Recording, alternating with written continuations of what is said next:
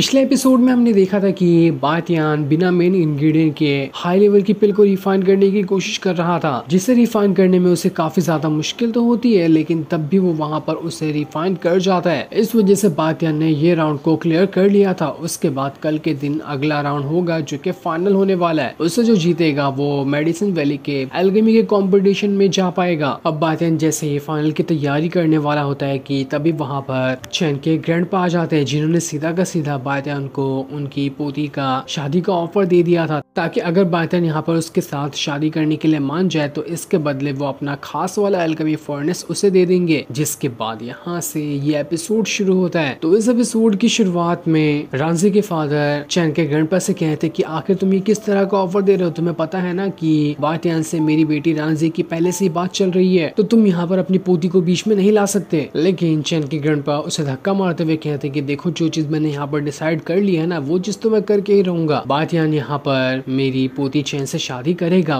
उसके बाद वो बातियान के पास आकर कह रहे होते कि देखो बातियान, अगर तुम यहाँ पर ना चैन से शादी करने के लिए तैयार होते हो, मैं अपनी पूरी फैमिली की जितनी भी प्रॉपर्टी है ना, सबकी चाबी तुम्हारे हाथ में दे दूंगा। हर एक चीज मैं तुम्हें देने के लिए तैयार हूँ, बस अपनी पोती की खुशी के लिए, क्योंकि वो भी तुम्हें बहुत ज्यादा पसंद करती है। रांझी के फादर को तो काफी ज्यादा गुस्सा आ रहा था कि यहाँ पर अगर तुम्हारे पास ज्यादा पैसे है तो तुम यहाँ पर अपने पैसों के बदले बातियान को खरीद लोगे। ऐसा थोड़ी ना होता है, मैं यहाँ पर पहले से बात चला रहा था, तुम बीच में आए हो इसलिए चुपचाप रहो। लेकिन बातियान उन सभी का झगड़ा रुकाते हुए कह रहा होता है कि देखो, आप सभी का बहुत बहुत शुक्रिया जो आपने मुझे इस तरह का ऑफर दिया, लेकिन अभी मैं यहाँ पर ना किसी और खास काम से आया हूँ, इसलिए मैं अभी इस चीज के बारे में बातें नहीं कर सकता। मुझे फाइनल में जाने के लिए लेट भी हो रहा है, इसलिए अब मैं चलता हूँ। बाद में अगर कभी मुझे फ्री टाइम मिला ना, तो मैं जरूर सोचकर आप लोगों को बताऊंगा कि मैंने किसका ऑफर एक्सेप्ट किया है। इतना कहने के बाद वो वहां से चला जाता है। उसे जाता हुआ देखकर चैन दोबारा से उदास हो जाती है, क्योंकि उसे लग रहा था कि यहाँ पर बातियान कुछ ना कुछ तो कहेगा, चाहे वो हाँ कह देगा या फिर वो ना कह देगा, लेकिन वो बिना कुछ कहे ही चला गया। अब बातियान सारे फाइनलिस्ट के पास आ जाता है, जो सभी यहाँ पर अपना फाइनल देने के लिए पहुंच चुके थे। तब वहाँ पर किन्वू जो होता है वो बातियान के पास आता है, उससे कहता कि तुम तो बड़े कमाल के बंदे हो, मैंने तुम्हारे जैसा अपोनेंट ना इससे पहले कभी नहीं देखा था, मुझे तुम्हारे अंदर बहुत ही ज्यादा इंटरेस्ट आ रहा है। लेकिन चाहे तुम कितने भी इंटरेस्टिंग बंदे क्यों ना रहो, लेकिन मैं तुम्हें यहाँ पर एक बात बता दूं कि फाइनल तो मैं ही जीतने वाला हूँ, आज का फाइनल मेरे नाम होगा। बातियान अफसोस करते हुए कहता कि न जाने कहाँ कहाँ से लूजर उठ के आ जाते हैं मुझे चैलेंज करने के लिए। वो उससे कहता जरा तुमने अपनी औकात देखी है, अपनी औकात देख कर ही अपने हैसियत वाले बंदे से चैलेंज किया करो, उसी में तुम्हारा भलाई होगी। ये सुनकर सारे के सारे लोग हैरान रह जाते हैं कि यहाँ पर तो बातियान ने किन्वू की खड़े खड़े बेइज्जती कर दी। किन्वू की आज तक किसी ने बेइज्जती नहीं की थी जितना कि बातियान ने इसे बेइज्जत कर डाला है। लेकिन बातियान यहाँ पर भी नहीं रुकता। वो किन्वू से कहा था मुझे पहली बार तुम्हें देखकर लगा था ना कि तुम थोड़े स्ट्रॉन्ग हो गए, लेकिन अब तुम्हारी हरकतों से मुझे पता चल चुका है कि तुम एक नंबर के नल्ले आदमी हो, तुम्हारे पास कुछ नहीं है, बस हवा में ही उछलने का काम करते हो। किन्वू को तो काफी ज्यादा गुस्सा आ चुका था, लेकिन तभी वहाँ पर मास्टर हुआन आकर यहाँ पर सभी का झगड़ा रुका देती है। बातियान वहाँ पर सभी से कह रहा था कि मैं यहाँ पर ना इस किन्वू की पावर को देखकर महसूस कर पा रहा हूँ कि ये एक डीमन कल्टीवेटर है, जो डीमन पावर को कल्टीवेट करता है। इससे तो यहाँ पर आना ही नहीं चाहिए था, इससे यहाँ पर कंपटीशन के अंदर एडमिशन किसने दे दिया। ये सुनकर भागते हुए वहाँ पर मास्टर आते हैं, जो यहाँ पर आने के बाद कहते हैं कि अगर ये किन्वू डीमन कल्टीवेटर है तो इसे यहाँ से बाहर निकाल कर फेंक दिया जाएगा। वो अपनी पावर का इस्तेमाल करते हुए किन्वू को पकड़ने की कोशिश कर रहे थे, जो चीज देखकर किन्वू को काफी ज्यादा गुस्सा आ जाता है। वो वहाँ पर अपनी पावर को एक्टिवेट कर लेता है, जिस वजह से एक यहाँ पर उसकी स्पिरिट बाहर निकल कर आ चुकी थी। उसे देखकर तो अब सारे लोगों को कंफर्म हो जाता है कि हाँ, ये किन्वू तो एक डीमन कल्टीवेटर है, इसे यहाँ पर किसने भेज दिया। किन्वू वहाँ पर क्या होता है, आखिर की किसने कह दिया कि डीमन कल्टीवेटर कंपटीशन में पार्टिसिपेट नहीं कर सकते, लगता है तुम लोग यहाँ पर अपनी औकात भूल चुके हो। ये सुनकर मास्टर हुआन कह रही होती क्या तो अब यहाँ पर खड़े खड़े हमसे हमारी औकात की बात करेगा, रुक अभी बताती हूँ तुझे। जिसके बाद तो मास्टर हुआन ने अपनी पावर का इस्तेमाल करते हुए किन्वू के ऊपर ही अटैक करना शुरू कर दिया था। इस चीज को देखकर किन्वू वहाँ पर कह रहा होता है मुझे आज पता चल गया कि तुम लोग सभी ना मुझसे डर चुके हो, तुम्हें लग रहा होगा कि मैं यहाँ पर कंपटीशन जीत जाऊंगा, इसलिए तुम लोगों ने यहाँ पर ये तरीका निकाला मुझे कंपटीशन से बाहर करने का। जब यहाँ पर तुम लोगों की इतनी ज्यादा फटती है ना किसी डीमन कल्टीवेटर से, तो यहाँ पर डीमन कल्टीवेटर को पहले ही नहीं आने देना था, या फिर उससे अच्छा तुम लोगों को यहाँ पर एल्केमी का कंपटीशन ही नहीं कराना था, जबकि तुम लोगों को पता होता है कि डीमन कल्टीवेटर पावरफुल होते हैं और वही जीतते हैं। इतने डरे हुए हो तो आज के बाद कभी भी यहाँ पर एल्केमी का कंपटीशन होना ही नहीं चाहिए। अपने सेट की इतनी ज्यादा बेइज्जती होते हुए देखकर मास्टर जो होते हैं वो वहाँ पर सभी से कहते हैं ठीक है, जब तुम इतना ही कह रहे हो ना, तो मैं यहाँ पर तुम्हें ये कंपटीशन का फाइनल लड़ने दूंगा, भले से तुम एक डीमन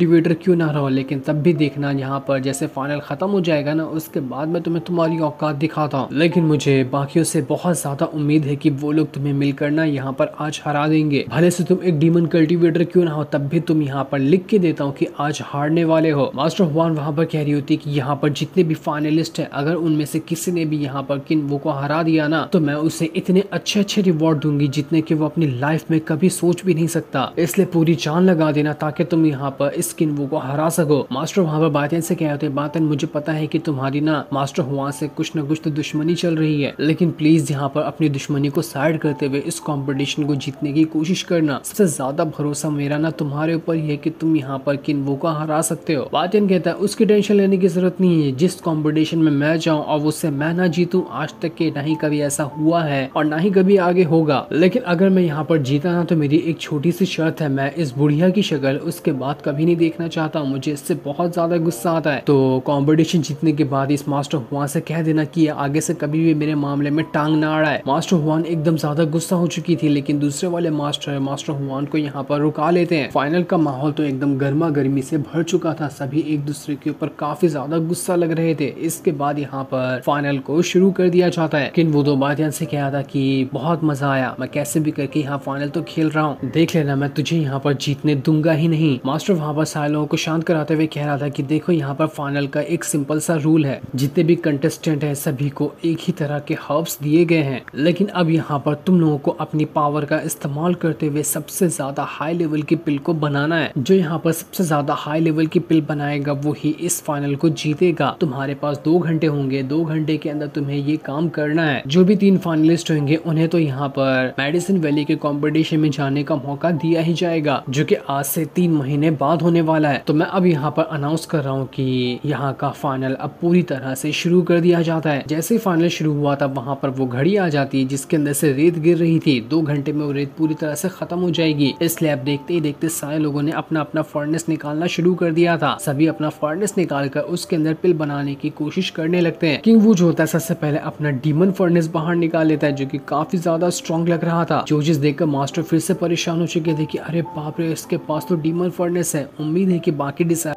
कैसे तो करके यहाँ पर इस किंग वू को हराने में कामयाब हो जाएंगे। किंग वू जो वहाँ पर पिल बना रहा था वो 3rd लेवल की एक गोल्डन पिल होती है, जो कि काफी ज्यादा स्ट्रॉन्ग मानी जाती है और इसे बनाने में भी खुद की फिजिकल पावर काफी ज्यादा लगती है। उसी पिल को यहाँ पर किंग वू बनाने की कोशिश कर रहा था और ये पिल कोई 4 स्टार अल्केमिस्ट या फिर उससे ज्यादा हो तो वो ही बना सकता है। 4 स्टार से कम अल्केमिस्ट जो होगा वो गोल्डन लेवल की पिल को बना ही नहीं सकता। मास्टर जब बाकी लोगों को देखते थे उन सभी की जो पिल थी वो गोल्डन लेवल की पिल से थोड़ी सी कम ही थी, जिसे बनाने में भी काफी ज्यादा उन्हें मुश्किल आ रही थी। मास्टर को डर लग रहा होता है कि कहीं ऐसा तो नहीं कि यहाँ पर किन्वो ही जीत जाएगा। लेकिन जब मास्टर की नजर बायतन पे पड़ती है तो वो एकदम ज्यादा दंग रह चुके थे। वो तो बस उसे देख ही रहे होते क्योंकि बायतन कुछ भी नहीं कर रहा था, यहाँ तक कि उसने अपना फर्नेस भी नहीं निकाला था। बड़े आराम से वो टाइम को खत्म होते हुए देख रहा होता है। और जब यहाँ पर कॉम्पिटिशन को खत्म होने में बस कुछ ही मिनट बाकी होते हैं, उसके बाद बायतन अपना फर्नेस निकालता है क्योंकि उसे एकदम हाई लेवल की पिल बनाने में भी ज्यादा टाइम नहीं लगने वाला था।